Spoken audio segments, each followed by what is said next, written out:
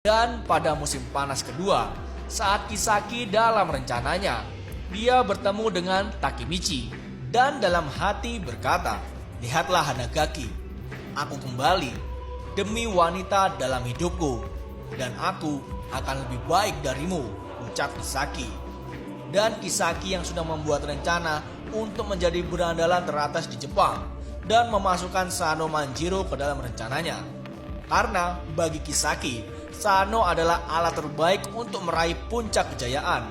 Dan dalam kisaran waktu 2 tahun, Kisaki akan terus memanipulasinya dan ingin mendominasi Tokyo dalam jangka waktu 3 tahun, serta mengambil alih Jepang dalam kurun waktu 4 tahun, dan menyimpulkan rencana 10 tahun yang sempurna untuk menjadi berandalan nomor 1 di Jepang.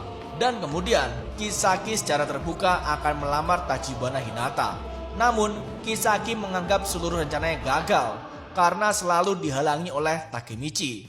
Takemichi lalu menjadi marah karena hanya ditolak cintanya, maka Kisaki membunuh Tachibana Hinata berkali-kali.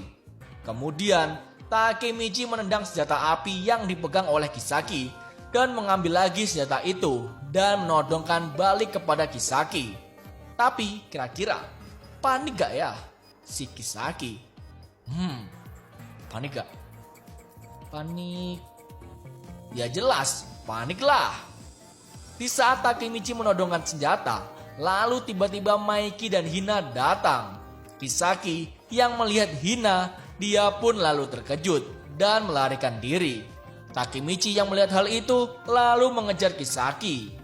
Dan di tengah pengejaran, Takemichi memperingatkan jika ini sudah berakhir bagi Kisaki. Karena semua orang sudah tahu tentang apa yang ia lakukan. Kisaki tetap saja optimis karena baginya ia bisa memulainya lagi dan lagi. Dan berteriak jika suatu hari Tachibana Hinata pasti akan menjadi miliknya. Takemichi lalu membalas, "Aku tidak akan membiarkanmu untuk kembali ke masa depan lagi." Mendengarkan hal itu, Kisaki langsung berhenti di tengah jalan dan tersenyum kepada Takemichi.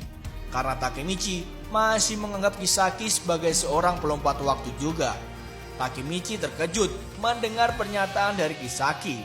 Di saat Kisaki ingin mengakui siapa dirinya yang sebenarnya, tiba-tiba saja truk datang dari arah belakang dan menabrak Kisaki.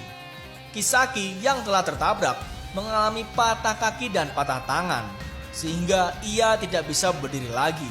Selain itu, ia pun menjadi panik karena luka yang sangat parah.